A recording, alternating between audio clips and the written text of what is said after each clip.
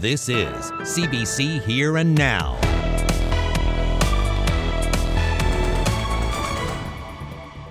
A rise in your electricity bill might be on the horizon. NL Hydro has requested a rate adjustment this summer.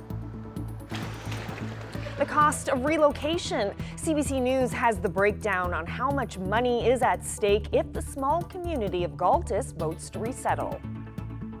I always wanted to coach at the highest level that I could. Who recently debuted as head coach with the NHL. Good evening and welcome to Here and Now. Ratepayers in this province may see the cost of electricity rise this summer. The province's Public Utilities Board has received an application from NL Hydro for a utility rate adjustment this coming July. Here and Now's Mark. Rate increase on first. The company made an application for the rate hike to the province's Public Utilities Board earlier this week. It says this rate hike aims to recover regular operating costs, not the costs of the Muskrat Falls project. NL Hydro's application says the provincial government asked them not to include related costs from the Lower Churchill project in the July rate adjustment. Rate hikes related to the more than $13 billion project aren't expected to be seen until 2024. But the proposed July 1st rate increase is not a done deal yet. The PUB still must consider the application and decide if the increase is warranted. It could reject it or accept it partially. The current domestic electricity rate on the island averages less than 13 cents per kilowatt hour. If NL Hydro's application is approved in full, that rate would increase almost 1 cent per kilowatt hour. Mark Quinn, CBC News, St. John's. And speaking of prices, there's a bit of a cost relief today. The price of most fuels in the province is down. The Public Utilities Board has lowered the maximum price of gas by 3 cents per litre, down to $1.78 on the Avalon. Diesel dropped 7 cents per litre in most of the province and down 10.3 cents in Western Labrador. Furnace oil dropped by about 4 cents per litre. Stove oil is also down by 2.6 cents a litre. Propane was the only fuel to go up just slightly in price today. Well, the fate of the isolated South Coast community of Gaultois will be known in a few weeks, but we already know what it will cost the provincial government and what public money will be saved if the town votes in favor of resettlement. Here Now's Terry Roberts reports. It's called a cost-benefit analysis. Basically, it's a comparison of the cost of maintaining government services in Gaultois over the long term with the cost of paying people to leave and closing Gaultois permanently. Such a review is something the provincial government does when it receives a strong expression of interest from a community that it wants to relocate. CBC News has obtained a copy of the study done on Gaultois. The bottom line, the province will recover the cost of relocating the community within a decade. Here's how it breaks down. There are 38 eligible households in Gaultois. Relocation payments to the registered homeowner will range from $250,000 to $270,000, depending on the number of people residing in the home. Total cost, $9.8 million. Adult non-property owners will receive a cash payment of $10,000, with a total cost of $100,000. There are several commercial properties, and they will be assessed later in the process to determine the amount of government compensation. There's also $50,000 in administrative costs, so that makes the total cost to compensate Gaultois residents for leaving their community more than $10 million. On the other side of the ledger, the province also forecasts some big savings, mainly by ending the costly and heavily subsidized ferry service. Gaultois is located on an island in Hermitage Bay. The government-funded ferry connects Hermitage with Gaultois and another isolated community, McCallum, that's farther along the south coast. The annual operating cost for that ferry service, $1.6 million. The province estimates it will save more than $900,000 annually by eliminating the Gaultois run. Victoria Academy is the only school in Gaultois, an enrollment of 5 students, an annual operating cost of $250,000. There will also be smaller savings by ending government services like healthcare, capital works projects, and municipal operating grants.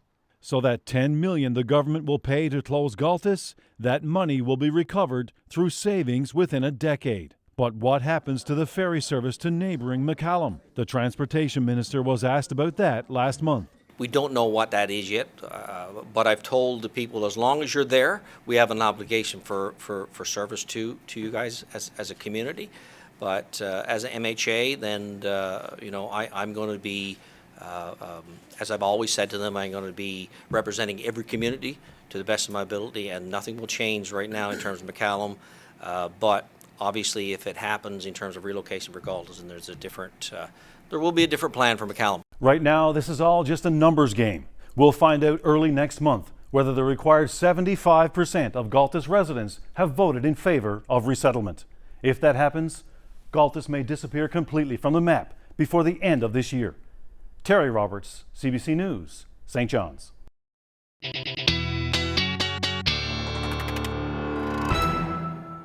Well, it's certainly been a wet day across a good chunk of the island, thanks to an area of low pressure just to the south at the moment, bringing lots of moisture in. We're seeing the radar, at least on the west coast, showing some snow in the higher elevations, but more rain as we head towards the surface. And that is really the story. If you take a look outside right now in St. John's, you can't see a whole lot. That's because it's foggy and rainy. In fact, more than 20 millimeters of rain has fallen already today. That is the most we've seen in quite a long time, but we're sitting around 1 degree with that wind chill feeling more like -6. Other areas across the province, or at least across the island, are wet as well. Lumsden's showing some wet snow. You can't even see out of there. But as we head through the night tonight, temperatures are going to start to drop. And that means most of us will be in that wet snow as we head through the overnight period and even into tomorrow morning. Eventually that will end, but we will talk all about it coming up.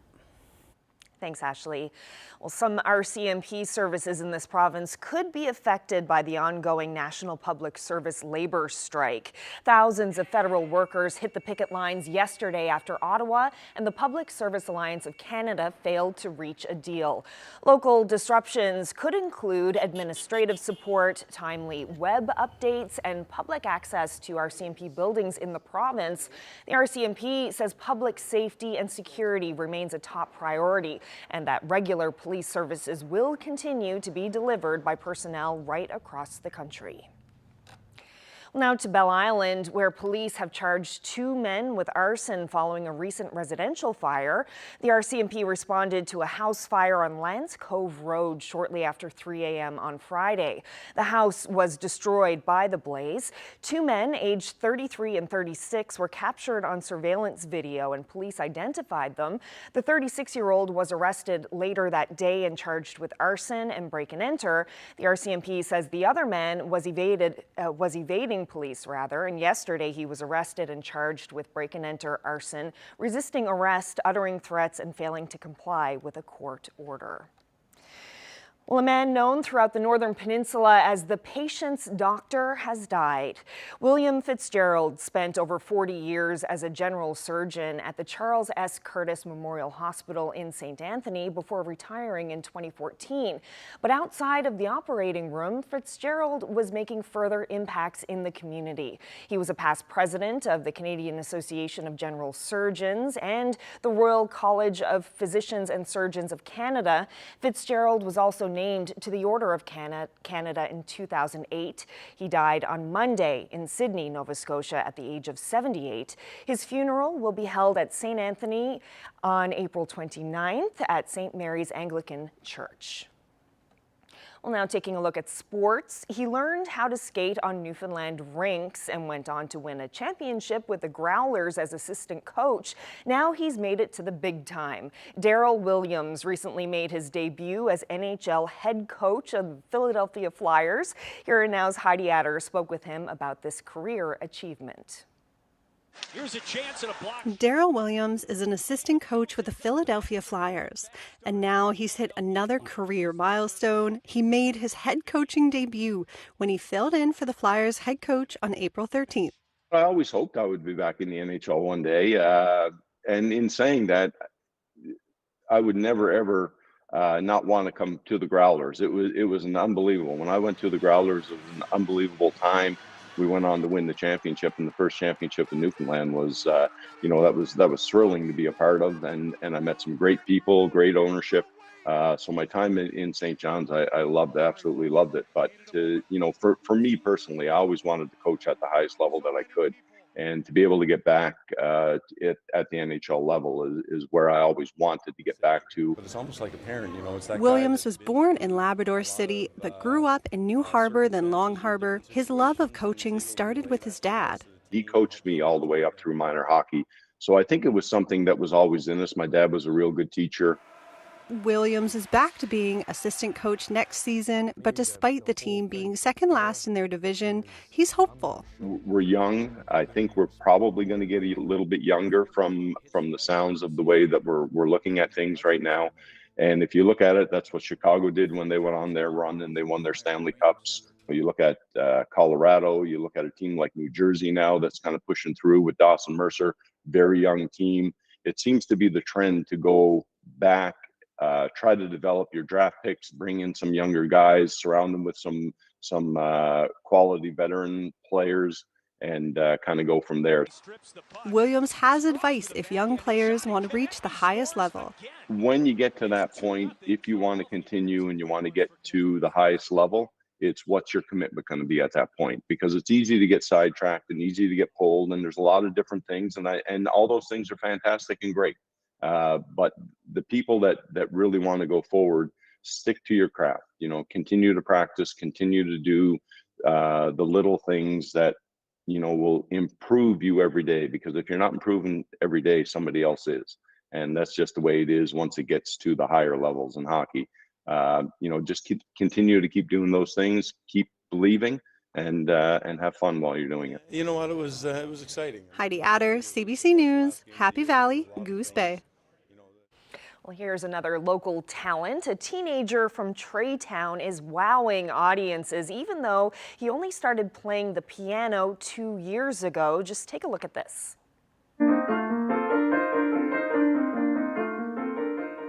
17-year-old Ben Goss recently played a highlights concert at the Gandern Area Kiwanis Music Festival, and the entire audience was transfixed.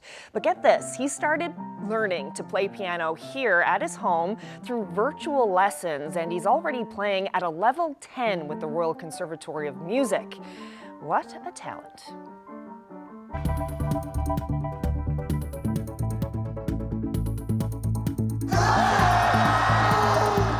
Newfoundland Rogues have a special team member that you won't find here on the basketball floor. She's out like rock. She carries us. And you feel at home. I feel at home with them. I'll tell you all about Sister Betty coming up. There is not a whole lot of change in the temperature, especially for eastern Newfoundland as we head through the next 24 hours. I'll tell you what that means coming up. And an underwater mystery. A team at the Marine Institute is investigating how an ocean monitoring observatory was dragged over 225 meters at the bottom of the sea. My interview with Bill Carter coming up in about 15 minutes.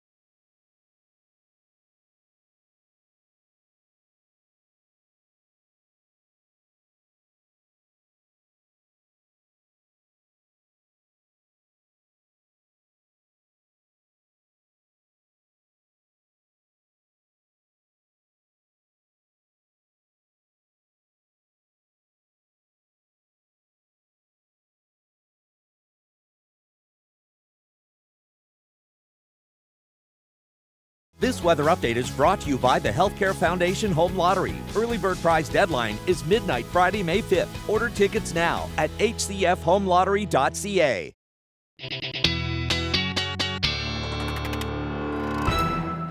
What a day out there today. If April showers do bring May flowers, then our gardens are going to be gorgeous next month because, wow, it was a rainy day. Yeah, over 20 millimeters already been reported at the airport in St. John. Same thing for the St. John's West. So yeah, lots of rain. It's helping get rid of the snow. It is, which is great. You can't be too upset about that. The dogs are not having it though. They refuse to go outside. They're used to the snow, that's why. Well, I can tell you there is a lot more where this came from as far as precipitation is concerned, especially with these cooler temperatures as well. Let's see where we sat today. 2 degrees in St. John's. Now again, all along the northeast coast, temperatures are cool. Further away you get, the better. 5 degrees in Badger, same thing for Stephenville. And Daniels Harbor, actually, the hot spot at 10 degrees. And then Happy Valley Goose Bay across the Big Land, your temperature hovered around 7 degrees today. Now, unfortunately, the reason why we're seeing these cooler temperatures along the northeast coast is northerly flow. And if we take a look at this, it is going to be fairly consistent right as we head into next week. And then looking even further through into the end of April, I see those northerlies in the forecast. Now we'll see a bit of a shift as we head into the end of April, but what this means is the icebergs will come closer, which is good, but it also means that we will see these cooler temperatures, onshore winds, as well as foggy conditions, the potential for some showers, drizzle, and flurries pretty much in the forecast as we head into the end of April. Now, if you want to find spring, you'll find it. It'll be all along the south coast of the island. That is where all of the nice weather will be as we head into the end of April. So right now you can really see that at play. 0 degrees in Bonavista, 4 in Badger, and even though temperatures along the south coast of the island are sitting between 2 and 4 degrees, the weather is because of that area of low pressure that has moved in. Temperatures across Labrador, still 6 degrees in Happy Valley Goose Bay, some sunshine today. That will change though. And then we're looking at temperature around 1 in Nain at the moment. So we can really see what's going on right now. If a zoomed out picture, we can see that area of low pressure rotating along the southern areas of the province. Another one up to the north, but that's just bringing some cloud cover for the most part. We still have that radar outage for the Holyrood radar is out, but you can really see all that cloud cover as well as the precipitation to the west here with showers and even some wet snow in those higher elevations. So the forecast models are doing a pretty good job at that at the moment, showing where that is. But as we head through the night tonight, things will get more widespread as far as that snow is concerned. Now it'll be very wet. Whatever does fall will likely only accumulate on those grassy surfaces, but still certainly looking at that potential. Now by the time we get into Friday morning, we should start to see that end. In fact, it may even change over to rain for eastern sections of the island. As far as tonight's concerned, our temperatures will be hovering in and around the 0 degree mark, maybe even a degree above. And then the winds will continue to be out of the northeast between 40 to as much as 50 kilometers per hour. The story up across Labrador is your temperatures will be hovering near or just below 0. The coolest temperatures will be in the west as you hover around -5 for Lab City. Now, as far as snowfall amounts are concerned, there's going to be very wet snow with this, so I don't think it's going to accumulate too much.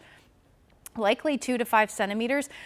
If you're in higher elevations, maybe even across the Avalon, you may pick up a little bit more than that, but that's as far as we should see as far as the forecast is concerned and the amount of snow that we're going to see. Like I said, by afternoon on Friday, or at least early morning, we should, late morning, we should see that change over to rain and then end for the most part. We may see some lingering drizzle in the forecast, maybe even a few flurries, but for the most part, that should be over.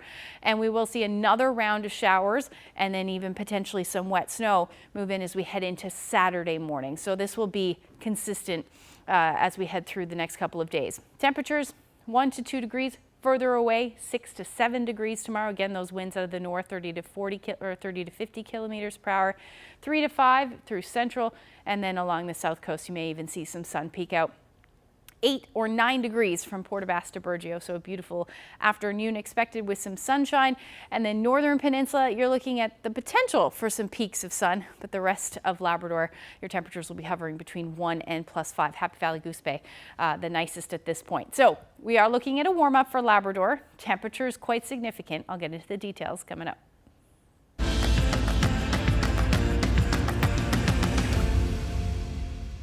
Well, the Newfoundland Rogues are flying high these days with 5 straight wins. While the team battles for a playoff spot, they may be getting a little help from above.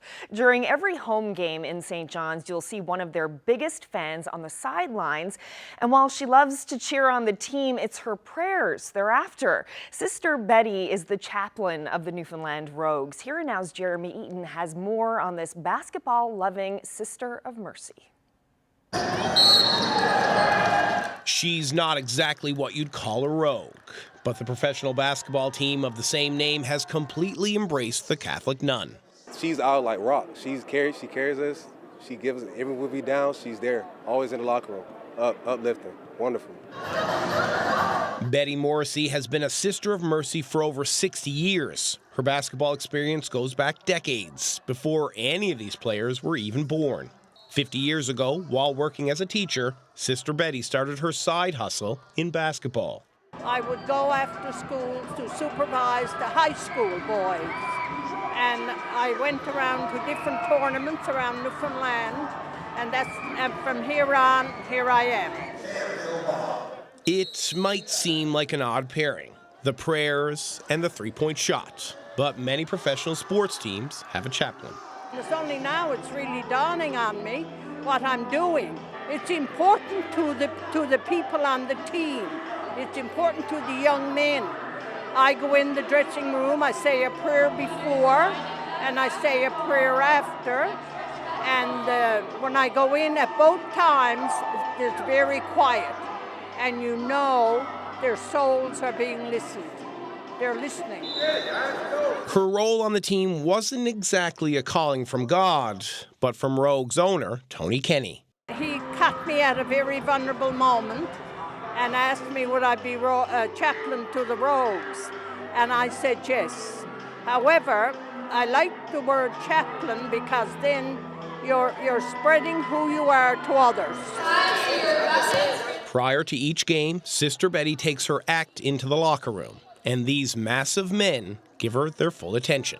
I feel when I go in or when I'm with them, the quietness tells me that they are listening and they are taking in every word that I say. When the final buzzer sounds and heave away plays, the team gathers around the little nun to say a post-game prayer. I guess all the years that I've been trained and pray, and the spirituality, it just comes out and you feel at home. I feel at home with them. Many of these players are a long way from home, away from family and friends, like Ja'Cory Archie from Florida. But the caring sister easily steps in when needed. I miss my grandmother, so she's like the next step there. But she's been wonderful, man. Always been there for me, always been there for the teammates. She's been good, man. I'm just thankful for her. I prepared the prayers in the sense that I wanted them to listen and to be cared for. While you'll find Sister Betty seated here for every home game, her colleagues feel she's found herself at home as the team's chaplain. Well, their reaction is I'm not surprised. I'm sure you're enjoying it, and I have support, 100% support. Jeremy Eaton, CBC News, St. John's.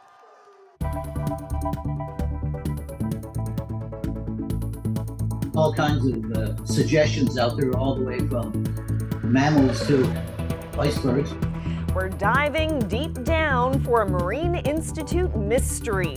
What dragged a piece of gear more than 225 meters deep beneath Conception Bay? That's ahead.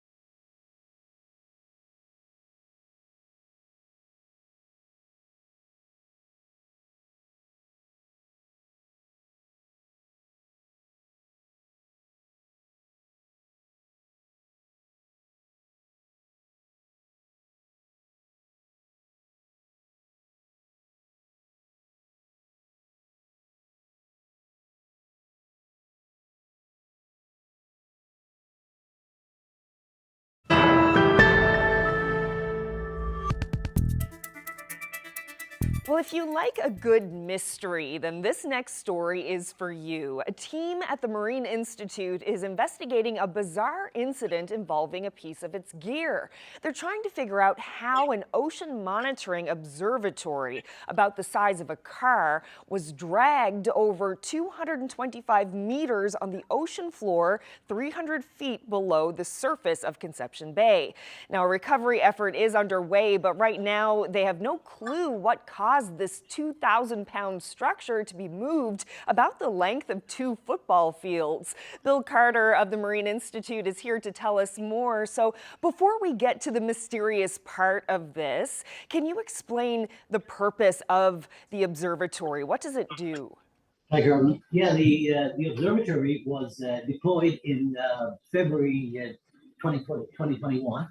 The observatory is intended for, well, obviously ocean monitoring from a water quality, climate change perspective. It does, data acquisition of a variety of types of data, ocean currents, salinity, water temperature, carbon dioxide, and it also has an acoustic gateway that allows us to use it to communicate with autonomous surface and underwater vehicles.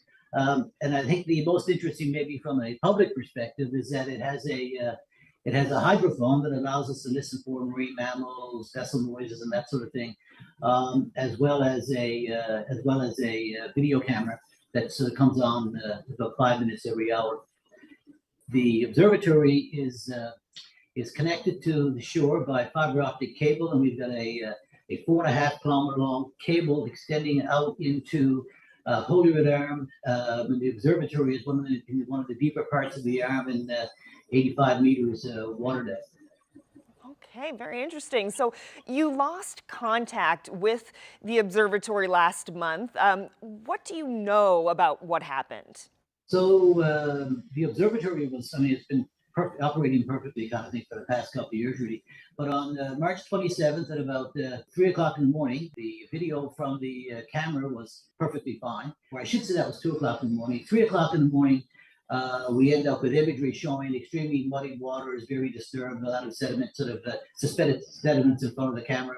And then 4 o'clock in the morning, the camera is again clear, but now it's sort of pointing off into the water column somewhere. So somehow or other, the thing had become disturbed by something. It ran for a few hours after that, and then we just lost total contact with the node on the seafloor.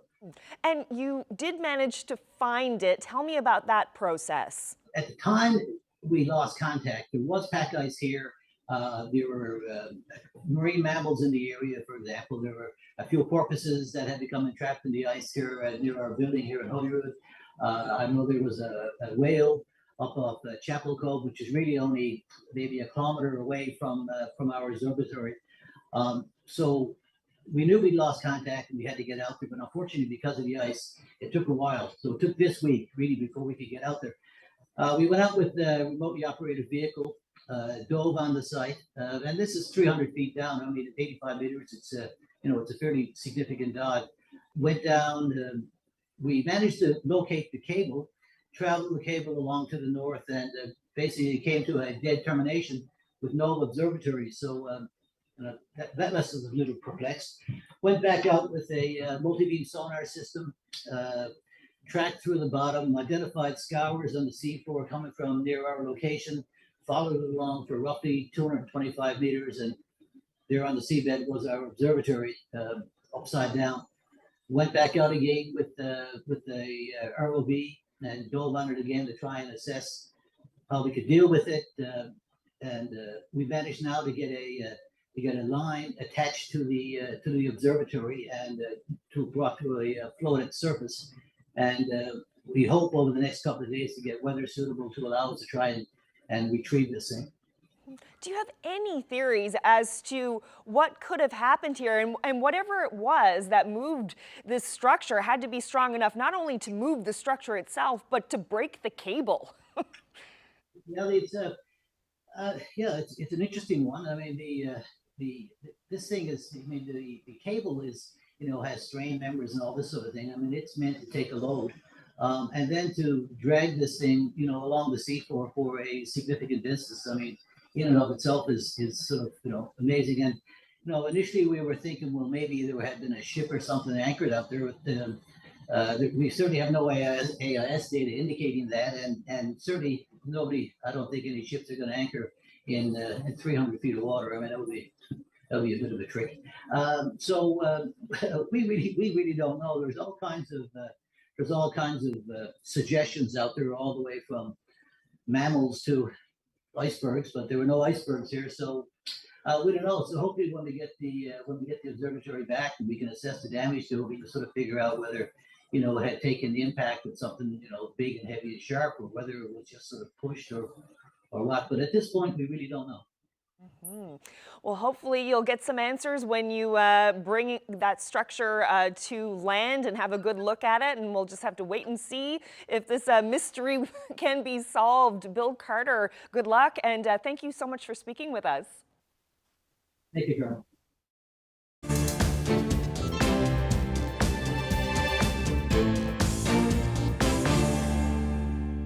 Tens of thousands of federal public workers are on strike for a second day. Pickets are set up at more than 250 locations across the country. The Public Service Alliance of Canada Union is demanding wage increases for members to keep pace with inflation and want new rules around remote work to be included in collective agreements. The strike is affecting a number of government services, from processing passports and tax returns to immigration applications. About 50,000 workers have been deemed essential and are still on the job. Contracts expired in 2021. Well, Canada's environment watchdog released 5 reports today. He expressed extreme concern that the federal government won't meet many of its climate and biodiversity targets, and called for a significant shift in its approach. Unlike the obviousness of an immediate pandemic, the twin crises of climate change and biodiversity loss are chronic, insidious, and too often ignored, because their gravity becomes apparent primarily over the long term. The question I ask is whether the government will step up for our sake, for nature, and for future generations. The audit shows Ottawa isn't measuring how effective its policies are in reducing greenhouse gas emissions. It also says government is falling behind in its pledge to plant 2 billion trees by 2031. But the commissioner cautioned about not giving up on the promise and offered recommendations to get back on track.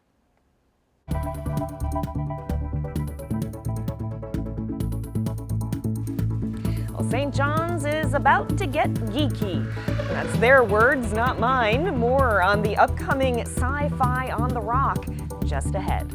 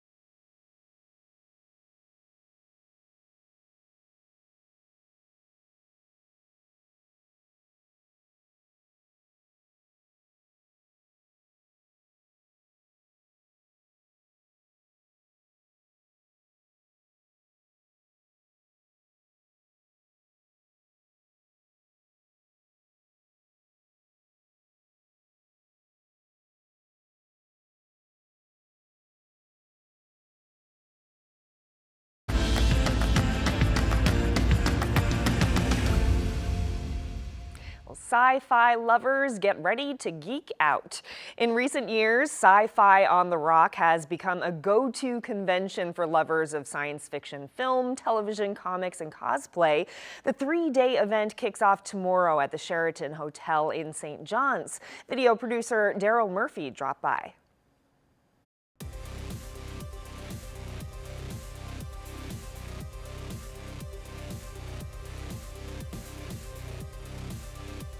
Sci-Fi on the Rock is a 3-day convention that we bring in various vendors, artists, celebrities for sci-fi, fantasy.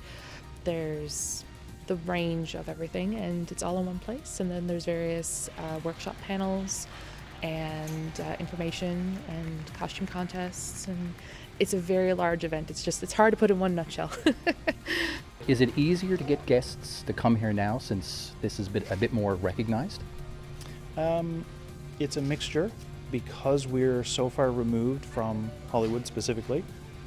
We have to get them to travel quite a ways, but then we also have a number of guests who want to come here. It's a renowned convention at this point. We're well known. The agents know us really well, and the guests always come and have a good time themselves. So by word of mouth within the guest community, they enjoy coming. The reason that I keep doing this, because this is all volunteer work, is being in high school and not having this type of an outlet. Every year we see little kids and teenagers come through the door not quite understanding where they want to go or what they want to do. Within a day they end up finding a group of like-minded people, and you'll see them sort of running around with that group, having the time of their life. They've now met their people and they're going to hang out and they'll come back every year. Joy, happiness, like a lot of people say, I found my place, I found where I fit in. There's people like me, because growing up, a lot of the kids, especially geek or nerds or whatever, it's not as taboo now as it was, but finding people, like-minded people with similar interests in one place, and it's all of them here, it's a lot of joy, a lot of happiness, which I love being a part of.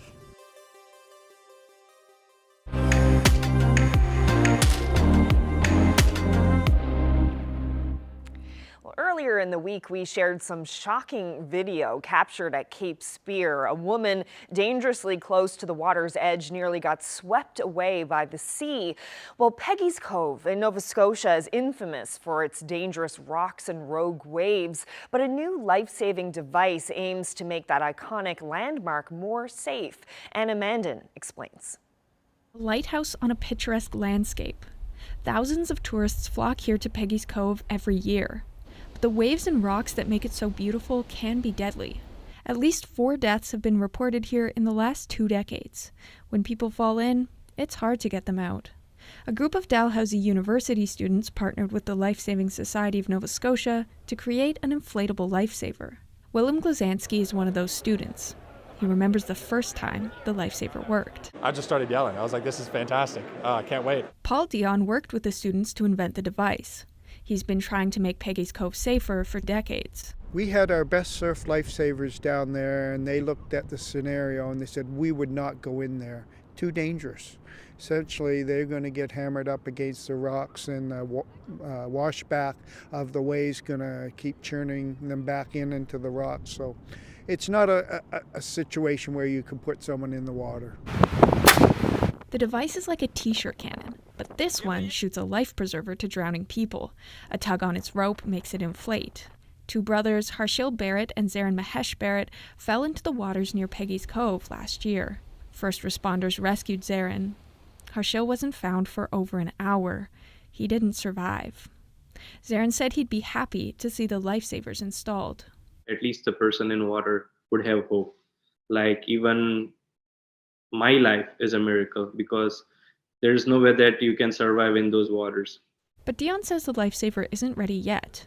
Changes might include switching the launcher from plastic to aluminum and lengthening the barrel.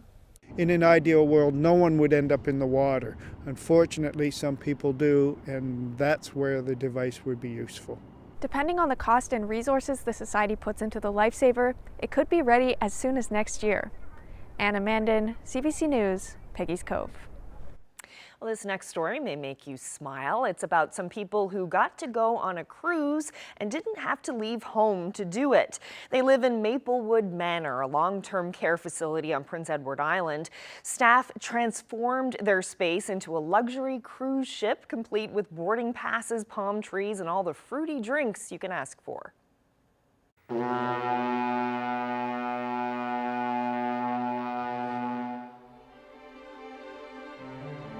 Welcome aboard. Welcome aboard. Well, we all know we've been under a lot of pressure with pandemic. You know, a lot of our residents, some did get to do some of these adventures throughout their lifetime, but a lot of them haven't. You know, a lot of them haven't even crossed the bridge. Welcome aboard. And we did hear that from a few of the residents, you know, like, wow, I've never been on a cruise, I've only dreamt of that.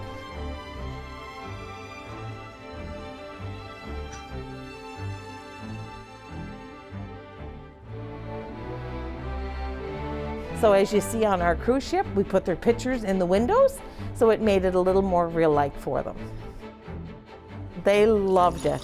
Every day they were so proud. If they didn't have their boarding pass on, they would ask the staff to go back for it, or they would turn around and go back to get their boarding pass put on. They were asking what's on for the next day. They were very excited about everything. Welcome aboard. That means it's heaven. This is wonderful. This place, I keep looking at it every day as I go out of it. How beautiful it is. It's so different, eh? It's so different than any other building I ever was into. And this is, it doesn't travel. But you know, you're like you're traveling, you know, because they tell you where you are, you know, this and that. I like it, I enjoyed it. Well, everything. It seems to be, everybody seems to be so friendly. And there's, you know, they're treating you like royalty.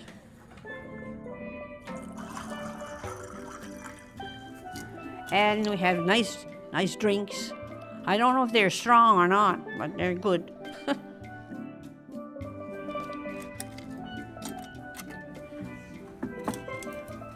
Everything was amazing. They look great in their uniforms. We played lots of games. Bingo! We had a casino night, and that was fun. Oh, they were all great. Yeah, they were all great. They worked hard. Yeah, they give you boarding passes, and I forgot mine today. But they let you aboard anyway. Yeah. We've had so many good compliments from our family, and they're just so heartfelt to think that all the work that went into this, that what it has brought to the residents, and they're so happy to have that happen.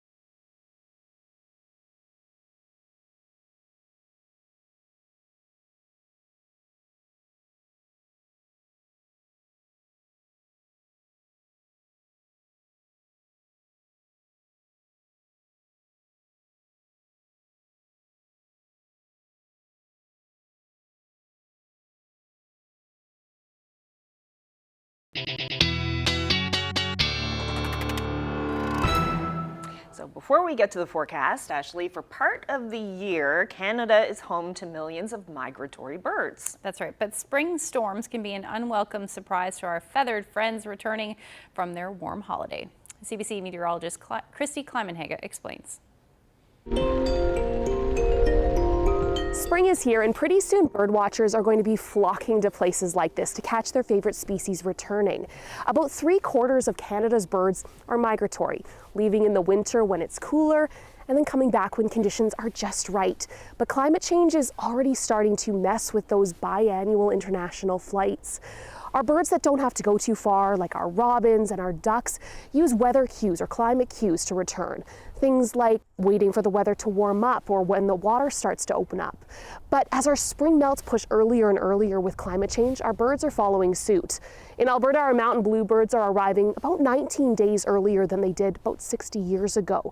And our warmer falls mean our birds are leaving later as well. In the fall, our saw-whet owls that we catch at the Beaverville Bird Observatory are migrating later.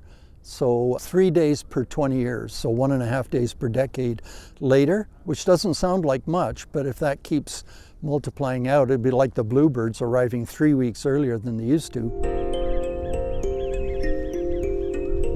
And for our birds that do have further to go, our warblers and our peregrine falcons who winter in Mexico or South America, they've evolved to use daylight hours to know when to leave and when to come back. But the problem there is that if they're coming back to what they think is an early spring, they may actually be late. In other words, climate change is happening faster than they can evolve. So they adapt, heading further north or higher up mountain slopes to where it's cooler, which may not be the right habitat for them. Now, the good news is that we as humans are fascinated by birds. Thousands of bird watchers provide data every year to scientists that can provide a bigger picture of what's happening on the landscape. The birds are like the proverbial canary in the coal mine, telling us about climate change and its impact on the environment that could affect things that are more critical, such as insects, soil microbes, things that are a lot harder to monitor. So keep an eye on our feathered friends. They're a great marker for tracking our changing planet. Oh, I love looking at the birds too. Those owls were beautiful. This is very beautiful. Yeah, my backyard is filled with I think they're golden finches, the little yellow ones right now. It's really nice. Oh, they're all coming back. Yes.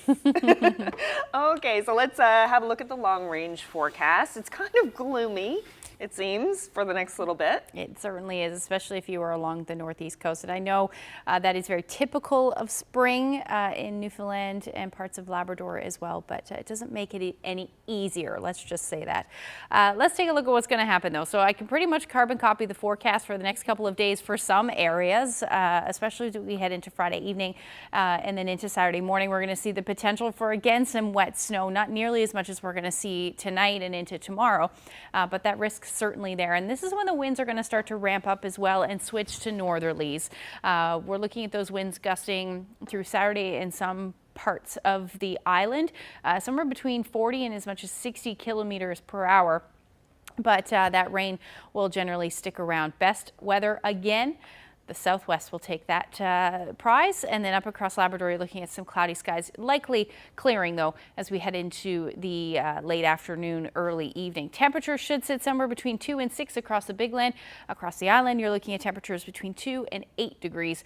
The warmest, like I said, in Port aux Basques, with lots of sunshine through the day on Saturday. Now, as we head into Saturday evening and into Sunday, again, those northerly winds will stick around. It does look like we'll see some clearing, though, across Labrador, which will be lovely coastal areas. If you're in that onshore flow, will stay cool. The potential for some drizzle will stick around as well, and you can really see that clearly depicted across the island as well. Southwest, away from that onshore flow, nice and sunny, and then that chance of drizzle pretty much sticking around. We may even see a few flurries stick around as we head into the evening hours as well for most. Temperatures between 2 to 4 degrees Look at that, 12 degrees in Port aux Basques, 8 in Marystown, and then across Labrador, your temperatures are sitting somewhere between 6 and 8, where you're going to see that sunshine. So the temperatures may even bump up a little bit more than this. It's still early, but that's what it's looking like. And then towards the coast, between 2 and 4 degrees above zero through the day on Sunday. Now the long range forecast, not great. For St. John's and eastern Newfoundland, 2 to 4 degrees is our daytime highs, overnight lows between 0 and 2. Again, showers or flurries depending on the temperature. But Monday looks like some rain will move right back, or will continue, I should say. And then into Tuesday, some showers or some flurries. Now, for central Newfoundland, you're looking at that gray sky as well. 4 and 6 degrees is your daytime highs, and then for western Newfoundland, the better the weather, 7 to 8 degrees, but a few showers will certainly linger as we head into Monday. Eastern Labrador, absolutely beautiful forecast. 6, look at that jump on Tuesday, 11 degrees. Again, may even be warmer than this, and that's really the trend through Wednesday, it looks like at this point. And then for western Labrador, between 6 and 8 degrees with plenty of sunshine in the forecast. Now today, we did see a little bit of a treat because of the rain and a little bit of few peaks of sun. We saw a rainbow, a lot of places actually, but this one was in CBS. Barbara captured that shot. Thank you so much for that photo. If you have any, you can send them to my Facebook page. You can even send them to Twitter, but the best place is nlphotos@cbc.ca. Oh, that is so nice to see. Love a good rainbow. Thank you, Barbara. Seems like Labrador really is like the weather winner lately. Yeah, in the summer or in the spring for sure, and then we switch when we get into winter, but that's okay. Well, thank you so much for joining us, everyone. Have a great night. Good night.